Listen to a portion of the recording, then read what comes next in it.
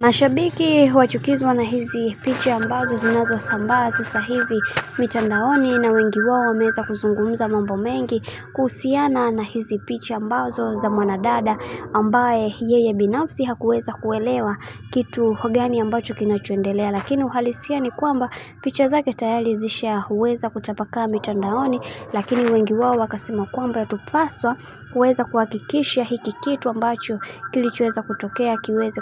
kufunikwa mwezi huu wa mtukufu wa Ramadhani. Lakini watu wengi wakasema kwamba huu ni ujinga na upumbavu ambao waliokuwa nao, hivyo kila kitu kiweze kuwekwa hadharani, kwani wakati anaenda kufanya hao ujinga wake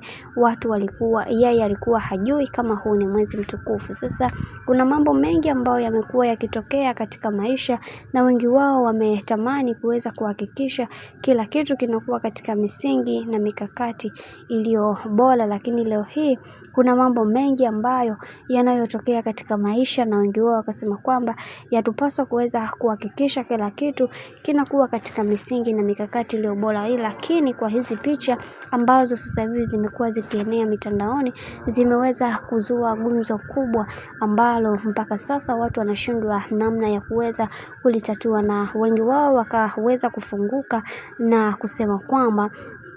ukweli kwa hizi picha ambazo zinazoenea hakuna wa kumuonea huruma, kwa sababu ni ukweli mtupu, kwani watu wengi walikuwa wanamuona huyu mama ni mama ambaye mwenye haluhali. Sasa watu wengi waliweza kuongea mambo mengi na kusema kwamba hichi alichokifanya ameweza kuzamilia, kama yeye ni mtu mzima kwa nini aweze kufanya vitu hivi, na wengi wao wakasema hivi karibuni tu ametoka kufiwa na mtoto wake, lakini bado ameshindwa kuweza kuelewa na kujali uthamani wa mtoto wake ambaye aliweza kutangulia mbele za haki. Wanawake walau tuweni hata na stara jamani, tuwe na uchungu na watoto wetu. Lakini mashabiki wengine wakasema kwamba wanaume wa sasa hivi ni wahovyo sana, hivyo yatupaswa kuweza kuwa nao makini, kwa sababu kuna mambo mengi ambayo yaliyoweza kutokea katika maisha, hivyo tunatakiwa kuweza kuhakikisha kila kitu kinakuwa katika misingi na mikakati iliyo bora, kwa sababu wanaume wa sasa si wa kuamini